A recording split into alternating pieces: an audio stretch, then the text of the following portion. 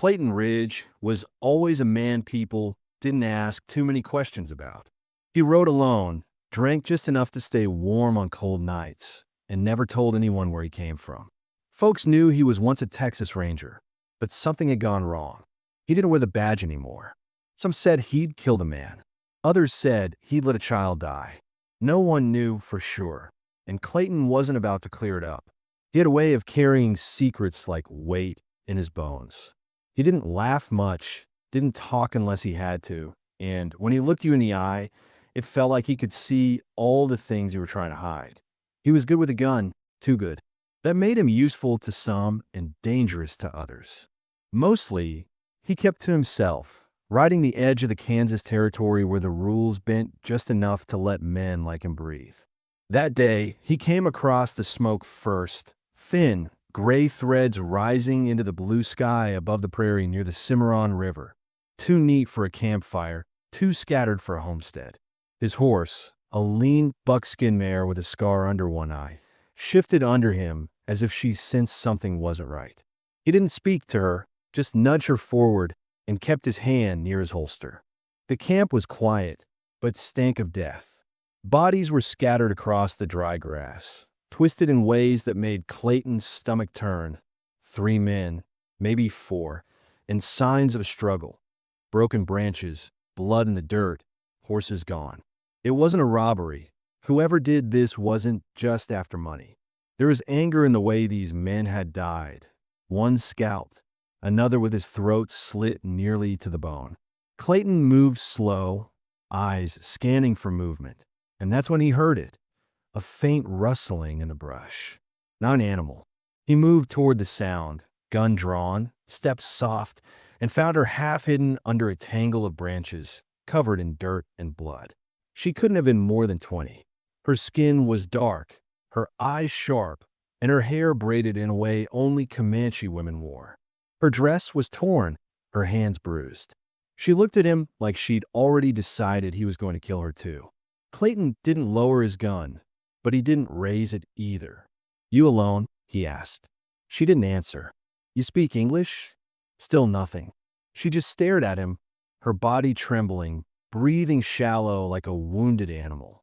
He saw the dried blood on her legs, the deep cut on her shoulder. Something real bad had happened here. Clayton swore under his breath, holstered his gun, and knelt beside her. "I ain't here to hurt you," he said, slow and calm. "You're hurt. You need help." She watched him like a hawk watches a snake, but she didn't run. He reached out, real slow, and she flinched when his fingers brushed her arm. Still, she didn't pull away. He wrapped her in his coat and helped her up. She winced but didn't cry. The girl had guts. She walked beside him to the horse, barefoot, limping but silent. When he tried to lift her into the saddle, she shook her head and climbed up herself. Clayton didn't ask her name, didn't think she'd give it. They rode until the sun dipped low and the shadows stretched long across the prairie. He took her to an old trapper's cabin he used sometimes, tucked away near the Cimarron River. It wasn't much, just 4 walls and a stove, but it was dry and hidden. He cleaned her wound, boiled water, made her drink. She still didn't speak, just watched him with those sharp, tired eyes. He gave her the bed and slept by the door. 3 long days passed before she spoke. The cabin had stayed silent except for the crackle of the fire and the distant groan of wind curling through the trees outside. Then, without looking up from her place near the hearth, she said, "My name's Waya." Her voice was hoarse and used, scraped raw by whatever had lived in her throat too long. It wasn't a greeting, it was a statement, a mark of survival. Clayton nodded from across the room, where he was oiling his rifle. "I'm Clayton," he replied simply. She didn't ask more, and he didn't offer. No need to speak what neither was ready to share. But after that, something shifted in the silence between them. She began to move differently, still cautious, but less like an animal waiting for the next blow. She ate more regularly, though she never took her eyes off him as she did. She started sitting by the fire instead of curled in the farthest corner like a shadow. Her presence grew heavier in the cabin, not from talk, but from the way her silence took up space, as if it were something alive, breathing alongside them both. One night, while the fire was burning low and the coals glowed like distant stars, she asked, "Where'd the men go?" Clayton didn't glance up. "Dead," he said after a beat. "I buried them." She watched the flames, her face unreadable. "Good," she murmured. That was all. But Clayton had felt something flicker in that single word. Not relief, not fear. Satisfaction. A quiet justice that didn't ask for explanation. Still, he didn't ask what they'd done. He already knew enough. What Clayton didn't say, what he wouldn't even admit to himself, was that the girl unsettled him. Not because she was broken. No, she was the opposite of that. She was intact, sharp, hardened like river stone. What bothered him was how calm she seemed. The way she had walked out of hell and sat at his fire without flinching. She didn't cry. She didn't tremble. That meant something. That meant she'd already seen worse. He watched her without trying to. He noticed how she listened. Not just casually, but like she was cataloging every creak in the floorboards, every gust outside the door. Her hand always hovered close to the kitchen knife, even when she was eating, and she only slept in slivers of time, always with her back to the wall. She was scared, yes, but more than that, she was prepared. Like fear was a tool she'd learned how to sharpen. Like she expected the worst and knew exactly what she'd do when it came. On the fourth day, while the sky turned slate with an incoming snowstorm, she asked, "Why'd you help me?" She said it without looking at him, eyes fixed on the falling flakes outside the window. Clayton, who had been mending his saddle strap, paused. Felt like the right thing to do. She tilted her head slightly, studying him with a look that had nothing to do with gratitude. "You don't look like a man who does things just 'cause they feel right." He didn't answer. She didn't push. The question wasn't really about him anyway. That night, while the wind howled and the fire burned low, she told him about the men who took her. Her voice was low, brittle, as if she had to drag every word through broken glass. She said they'd raided her village, killed her brother in front of her, laughed while they did it. She said they dragged her south, said they planned to sell her like cattle. She didn't weep. She just stared into the flames, voice even and deadly calm. Clayton didn't interrupt. He didn't need to. The truth wasn't just in her words. It was carved into the tension in her shoulders, the stillness of her hands. But he could tell there was more. Something she hadn't said. Something bigger than trauma. A reason. A purpose. It sat behind her eyes like a locked door, and he knew she'd only open it when she was ready or when she had no other choice. Then, on the fifth night, something changed. Clayton woke with the sense of being watched. When he opened his eyes, Wyatt stood over him, his revolver in her hand. He didn't reach for it. He didn't move at all. Just looked up at her, their eyes locked in the fire's dim light. She stood like a statue, her grip steady, her breathing slow. "You sleep light," she said quietly. "So do you," he replied. She stared at him a moment longer, then lowered the gun. "Just wanted to see if I could trust you." "And?" he asked, voice like gravel. She hesitated, then handed the revolver back. "I don't know yet." Then she turned and went back to her blanket by the fire, lay down without another word. Clayton didn't sleep the rest of the night. He lay there staring into the rafters, the weight of her actions pressing heavier than the revolver in his hand. It wasn't just about trust. He knew that now. Wyatt hadn't picked up that gun on a whim. She had a plan, quiet, coiled, waiting. Whatever she was hiding wasn't just about escape or survival. It was deeper, rooted in blood and memory. And for all the ghosts Clayton had outrun, for all the war-torn years he had shoved behind him, he realized with a slow unease that he was still blind to the truth sitting just across the fire. The girl he'd dragged from the snow hadn't been rescued. She'd been unburied. And something inside her, something old and waiting, had just started to stir. By the time Wyatt could walk without wincing, snow had started to fall in quiet flurries across the Kansas plains. Clayton had patched the roof the best he could, but the cold still slipped through the cracks. Wyatt didn't complain. She just added more wood to the fire and wrapped herself in a blanket that still smelled faintly of smoke and old leather. They were eating beans from a dented tin when a knock came. Clayton's hand moved to his hip before the door even creaked open. He didn't invite the man in, didn't have to. Jesse Vaughn didn't wait for welcomes.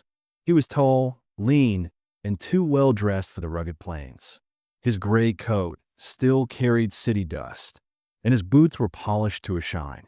His smile came quick, but his eyes stayed cold. He tipped his hat, his gaze flicking to Wyatt. "Didn't think I'd find you out here, Ridge," Jesse said, stepping inside like he owned the place. "Heard you were nursing ghosts." Clayton stayed standing. "What do you want?" "Come on now. Ain't a man allowed to check on an old friend?" Jesse grinned. "You're not my friend." "No, but we've bled beside each other. That counts for something." Wyatt didn't move. She didn't look at Jesse, but she didn't look away either. Clayton saw it. Jesse saw it too. "Who's she?" Jesse asked, pretending casual. "No one you need to worry about." "I think you're wrong." The silence thickened. Jesse leaned against the wall like he had all the time in the world. "I'm looking for someone," he said. "Young woman. Comanche. Escaped from a camp near the Cimarron River. Bad business. Slavers, I think." Clayton didn't flinch. Wyatt didn't breathe. "Some say she killed a man on the way out," Jesse added, voice quieter now. Took a map from his pocket. "Map leads to something real valuable. Something men have died over." "You should go," Clayton said flatly. "I should," Jesse agreed, standing. "But I won't. Not until I've had a closer look." Clayton stepped between him and Wyatt. "You want a closer look? I'll show you the barrel of my gun." Jesse smiled again, this one colder. "Same Ridge I remember. Always the hero, even when it don't suit you." He didn't reach for his weapon, just turned and walked out. Before shutting the door behind him, he said, "That map's worth dying for. Hope she knows that." Neither of them spoke after he left. Not for hours. Not until the fire was low and only red coals glowed in the stove. "I didn't kill him," Wyatt said, "but I took it." "The map?" Clayton asked. She nodded. "What's it lead to?" "I don't know. My brother did. He died trying to protect it." Clayton ran a hand down his face. "That man, Jesse, he's not the only one who'll come looking." "I know. You planning to use me?" "I was." Her honesty hit harder than a lie. "But you helped me," she added. "That wasn't part of the plan." Clayton didn't ask what the plan was. The next day, the snow thickened and another visitor came. This one was a woman. Mexican by the look of her. Maybe in her 30s. Hair in a tight braid. Riding a chestnut horse with scars across its flank. She rode like someone who'd seen battle and lived to tell about it. Clayton met her at the edge of the trees, rifle ready. She didn't flinch. "Looking for Ridge," she said. "Name's Alma." "I'm Ridge." "Then you owe me." Clayton blinked. "Don't think I do. My brother died in a fire you lit back in Abilene. He was a bastard, but he was still my blood." Clayton didn't answer. "I'm not here for revenge," she said. "I'm here for the map." "You with Jesse?" She snorted. "He talks too much and kills too little." "No, I work alone. Been following the girl's trail since the river." Wyatt stood behind the door listening. "I want the map," Alma said, "but I'll make a trade. I know a place, south of El Paso. Safe. Hidden. You give me the map, I get you there alive." "We're not interested," Clayton replied.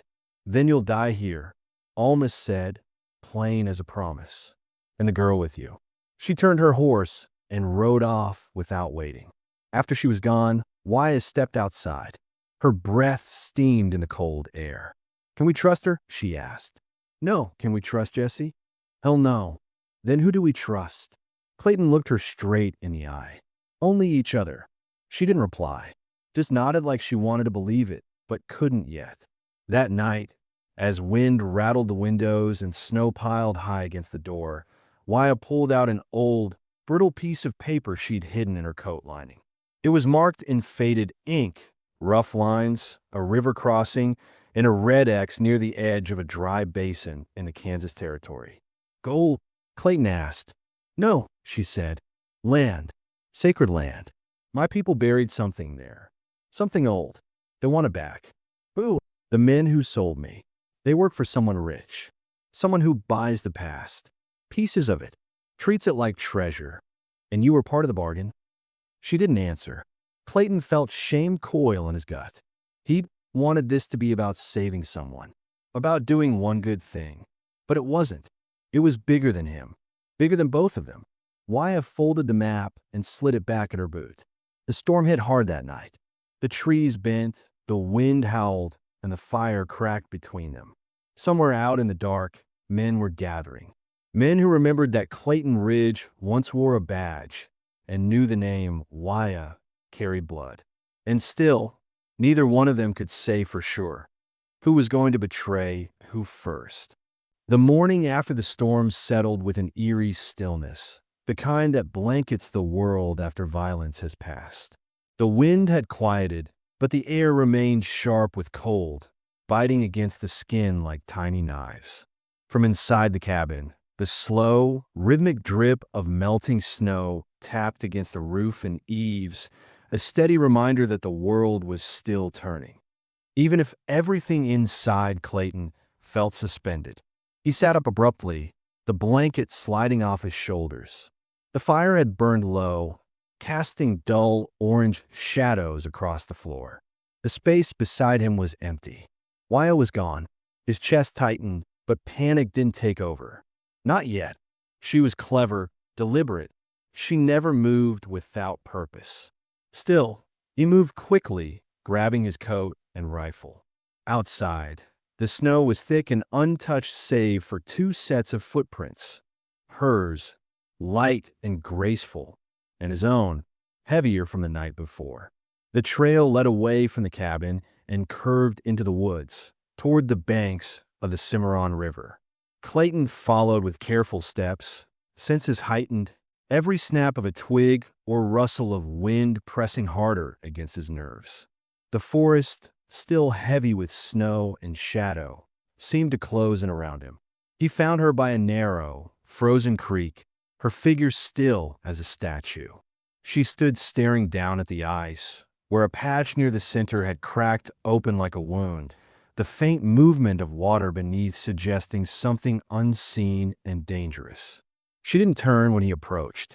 "I had to know if they were close," she said, voice low, tense. "If they followed us here." Clayton scanned the ground, noting the faint impressions in the snow beyond their tracks. Signs of movement, recent and cautious. He knelt beside her, brushing his fingers across a half-covered boot print. "They're near," he confirmed grimly. "Closer than I figured. Maybe watching us already." Wyatt hugged her coat tighter around her, not from the cold, but from something deeper. Guilt, maybe. "I should have left before the storm," she murmured, voice almost swallowed by the trees. Clayton looked up at her. "Then why didn't you?"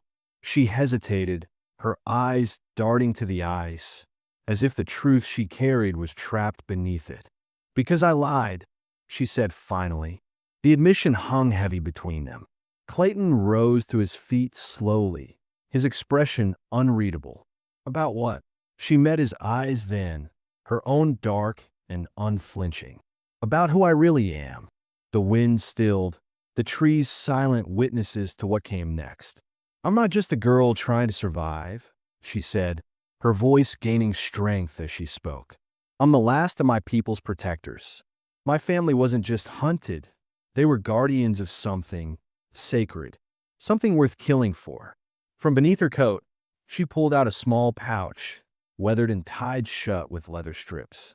She held it carefully, as if it might crumble to dust if handled too roughly. "This is all that's left. And the men hunting me? They want what's inside." Clayton stared at the pouch, the pieces of the puzzle finally snapping together. Her caution, her silence, the constant fear, the map, the way her gaze always scanned the horizon before she spoke. She wasn't just surviving, she was safeguarding a legacy. He felt a strange chill run through him that had nothing to do with the snow. "I didn't tell you because I didn't trust you," Wyatt said, her voice barely above a whisper. "But you saved me, more than I thought anyone would." Clayton's mouth opened to speak, but a sudden sound cut through the woods. A sharp crack, unmistakable. A gun cocking. Both of them froze, hands moving instinctively toward their weapons. From the trees stepped Jesse Vaughn, his face like stone, his revolver drawn and steady. His boots barely crunched the snow, his approach silent and snake-like. "Thought you could run and hide," he said, lips curled in a sneer. "But you're both trapped now."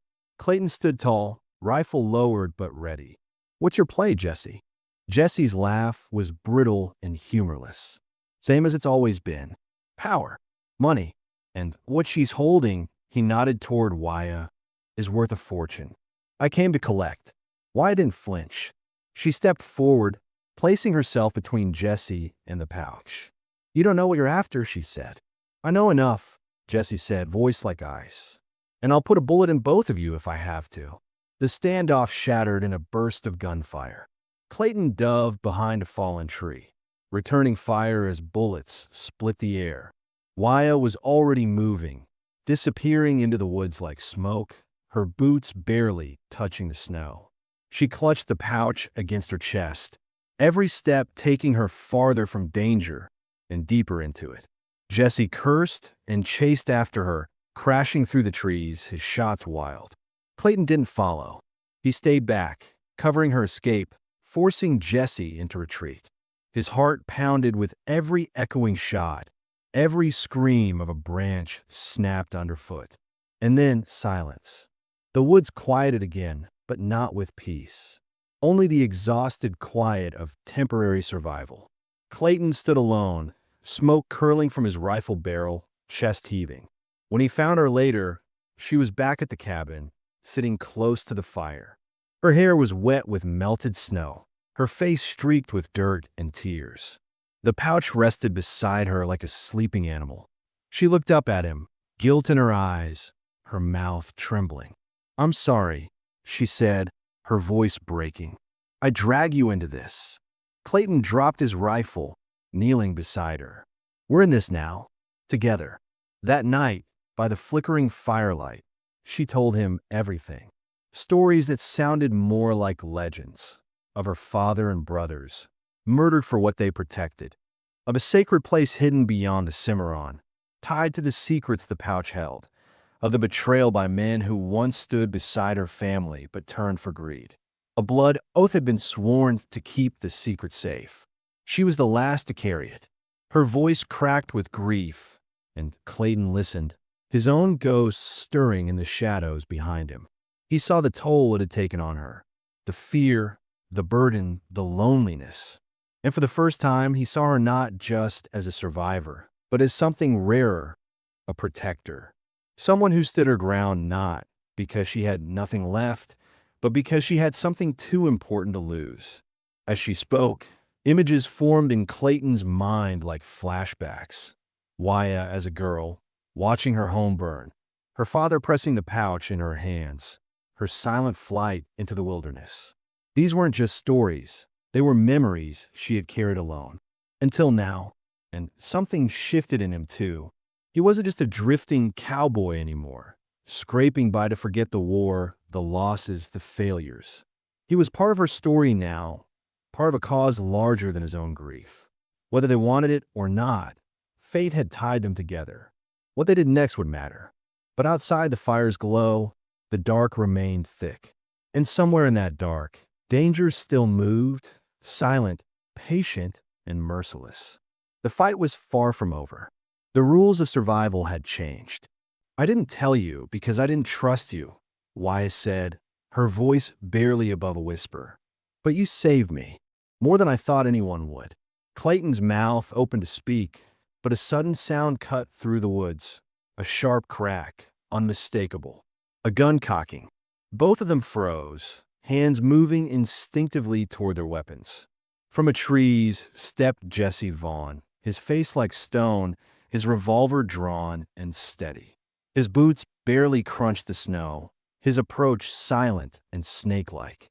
"Thought you could run and hide," he said, lips curled in a sneer. "But you're both trapped now." Clayton stood tall, rifle lowered but ready. "What's your play, Jesse?" Jesse's laugh was brittle and humorless, same as it's always been. Power, money, and what she's holding, he nodded toward Waya, is worth a fortune. I came to collect. Waya didn't flinch. She stepped forward, placing herself between Jesse and the pouch. You don't know what you're after, she said. I know enough, Jesse said, voice like ice. And I'll put a bullet in both of you if I have to. The standoff shattered in a burst of gunfire. Clayton dove behind a fallen tree, returning fire as bullets split the air. Waya was already moving, disappearing into the woods like smoke, her boots barely touching the snow. She clutched the pouch against her chest, every step taking her farther from danger and deeper into it. Jesse cursed and chased after her, crashing through the trees, his shots wild. Clayton didn't follow. He stayed back, covering her escape, forcing Jesse into retreat. His heart pounded with every echoing shot.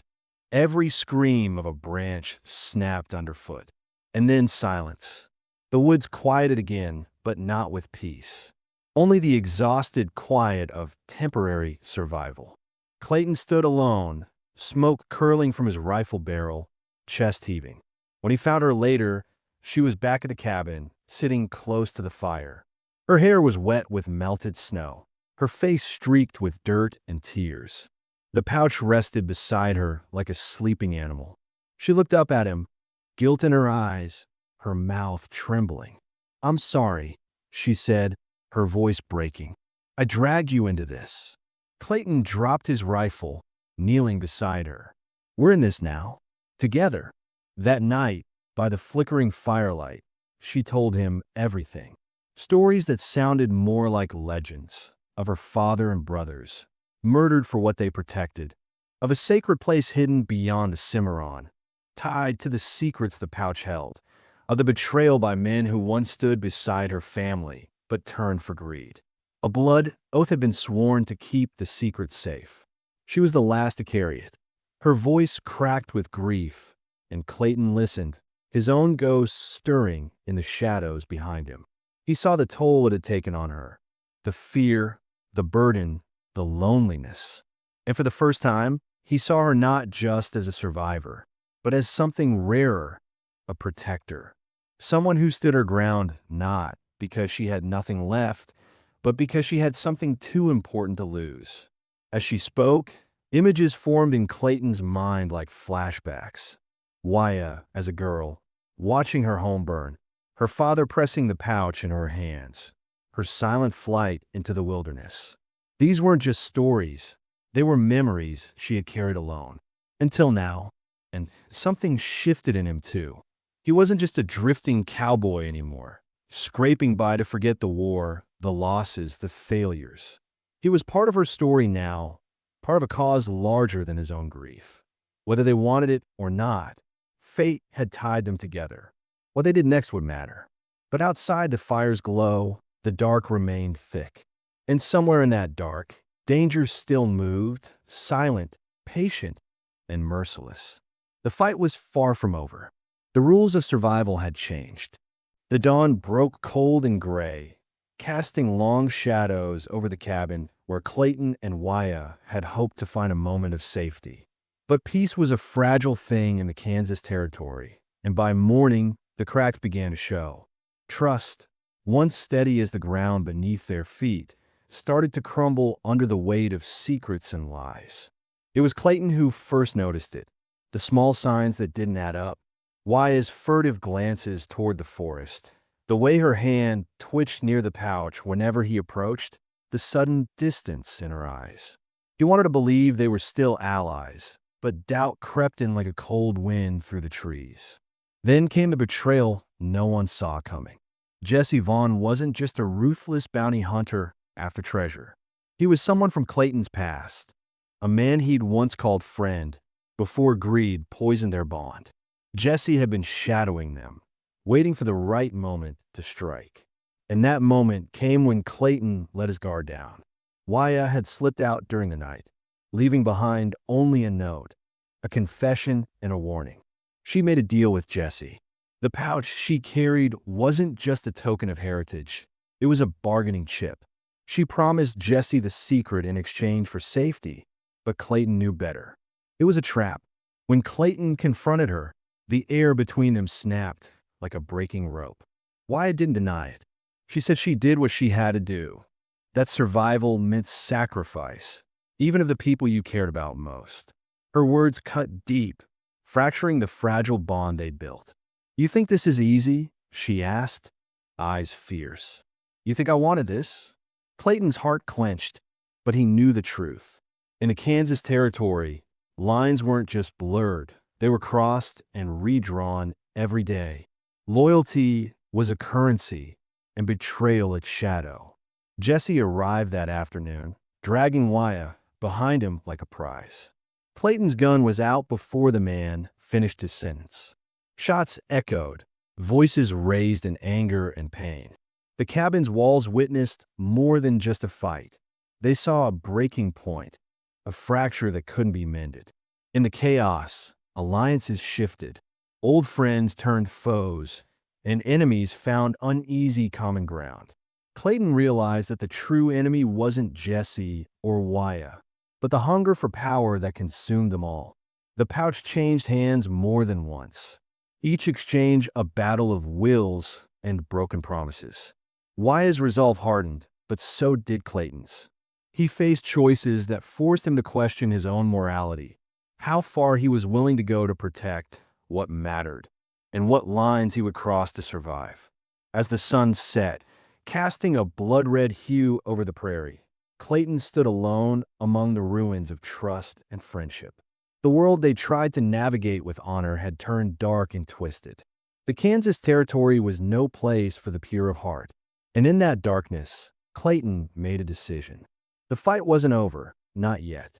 But the man who rode alone had changed. He was no longer just a survivor. He was a reckoning.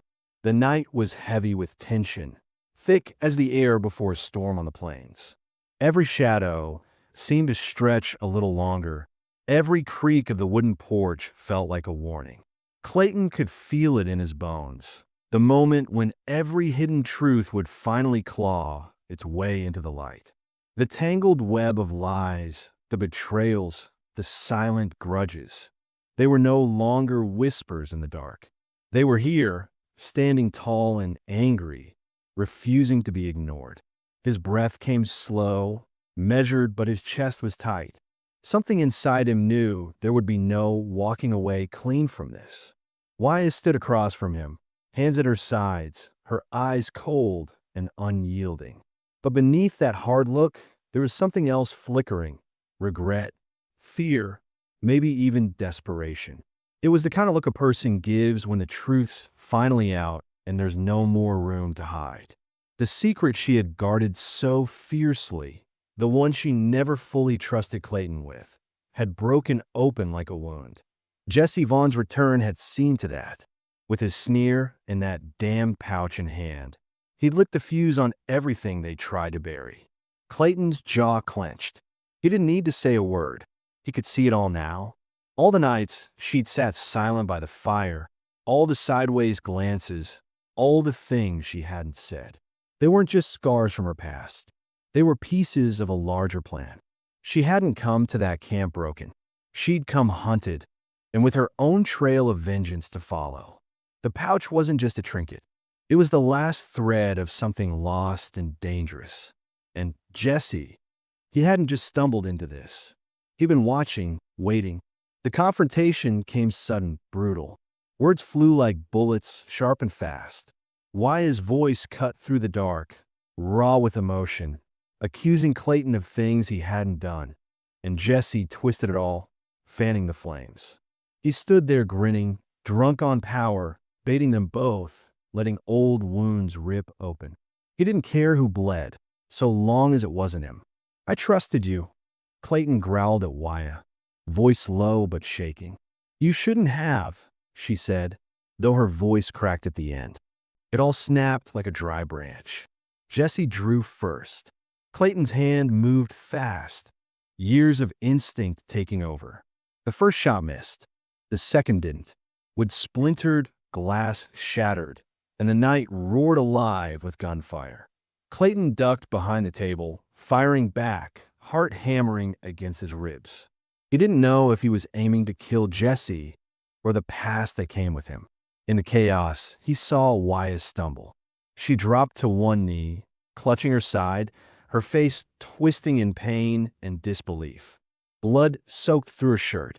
Clayton shouted her name, but she didn't answer. She looked up at him, not scared, but angry. Angry at the pain, at Jesse, at herself. She had come to finish something, and now it was finishing her. The final shot was cold and final. Jesse hit the floor hard, his mouth open like he had something clever to say, but death stole the words before they came. The cabin went quiet except for the crackle of fire and the wind scraping at the walls. Clayton lowered his gun. His hands were steady, but everything inside him was broken glass. He crossed the room, dropped to his knees beside Waya. She was breathing but ragged, her skin cold and damp. He pressed his hand against the wound, trying to stop the bleeding, but it was too deep, too fast. She looked at him, and for the first time, she let the wall between them fall. "I never meant for it to end like this," she whispered. "I know," he said, but it did. The pouch lay forgotten in the dirt, its drawstring loose, the contents spilled. Gold coins, a silver brooch, and a crumpled letter that had started it all. Jesse's greed. Wya's silence. Clayton's guilt. It had all fed into this ending. Now none of it mattered. The pouch, once a symbol of power, was just paper and metal soaked in blood.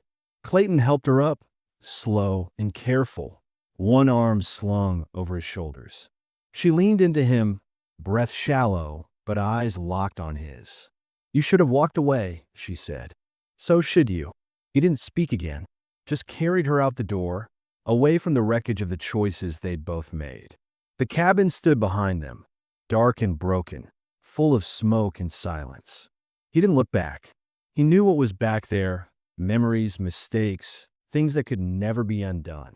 They rode into the night, neither one saying much. The road ahead wasn't clean. It wasn't a path of redemption or even peace. It was just what was left after trust was broken, after truth came too late. The stars above were bright and cold, watching without judgment. Clayton knew the cost now. He hadn't saved her. Not really. And she hadn't tricked him. Not fully. What had happened between them lived somewhere in the gray space between survival and betrayal. He could live with that. Maybe she could too. But what neither of them could escape was the truth that even in the vastness of the West, with all its silence and space, the past always caught up. And sometimes, saving someone meant learning how to carry their burden as your own, even if it broke you. The sun spread its first light over the Cimarron River, and Clayton Ridge, a man haunted by his past, stood with Waya, bound by shared pain and the silence that follows war. The Kansas Territory had taken much from them: trust, innocence, pieces of their souls, but had also given them something new, a bond forged in battle. Their scars, visible and hidden, were proof of their courage, marks of the fights they'd faced together. The sun hung low over the prairie, casting long shadows where so much had been lost. Clayton walked slowly now, no longer alone, with Waya by his side. The dust rising beneath their horses' hooves wasn't just earth. It was the remnants of a broken life, of shattered promises and debts paid. Each mile carried the ghosts of their past, but those ghosts no longer held power. They were mere echoes, dissolving into the vastness of the prairie. Waya's wounds had healed, but the mark on her soul ran deep. The girl who once hid behind silence was now a woman reborn from ashes, her secrets laid bare and tempered by the harshest lessons of the Kansas wilderness. Clayton saw it in her eyes, a fragile peace earned through pain and a quiet strength no betrayal could break. She was no longer just a survivor. She was a woman who had faced her pain head-on. Jesse Vaughn's name was now only a curse or a cautionary tale told around campfires. His greed, cruelty, and betrayal had destroyed him. That was the way of the Kansas Territory. Those who took without honor often lost everything. Jesse's downfall was a grim justice, a reckoning that brought no joy but reminded all of the cost of unchecked ambition. Clayton was no saint. His choices, showing mercy, enduring solitude, letting go of vengeance, had left scars as deep as any sword. But in the harsh daylight and cold prairie nights, he found something like redemption. It wasn't glory or forgiveness from others, but a small peace in knowing he hadn't chosen darkness. The prairie around them was unforgiving but honest. It didn't pretend to be gentle, yet it revealed truth in a way no one could escape. Clayton learned that redemption wasn't a clean slate or a sudden change.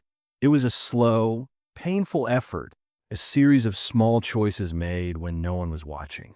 And sometimes, accepting your flaws was the true start of healing. As they rode toward the distant mountains, Clayton thought of the people he'd met, the lives he'd touched and broken. Wyatt was with him now, silent but strong. Their bond was no longer just about survival or necessity. It was something deeper, something real. They had faced the world's worst trials and emerged unbroken, even when shattered. But Clayton knew the Kansas Territory always tested even the strongest souls. Just when a man thought he'd left the past behind, the prairie wind would whisper a reminder. No one escapes unscathed. Yet in saving Wyatt, in standing with her through storms of betrayal and blood, Clayton found something he hadn't expected, a chance to rebuild, to trust, to love. In a small settlement by the Cimarron River, under the endless Kansas sky, Clayton and Wyatt made a choice that began a new journey. They stood together in a simple ceremony, surrounded by weary travelers and settlers who'd seen enough of life to recognize something true when it stood before them. Clayton took Wyatt's hand, her calloused fingers entwining with his, and they vowed to face whatever came next together. The words were quiet but firm, a promise forged in the fire of their shared pain, a promise of trust, healing, and building a life together. This marriage was not just a union of two people, it was a rebellion against the pain that had tried to break them. Wyatt's eyes, once sharp with suspicion, softened as they met Clayton's, a smile breaking through the weight of her scars.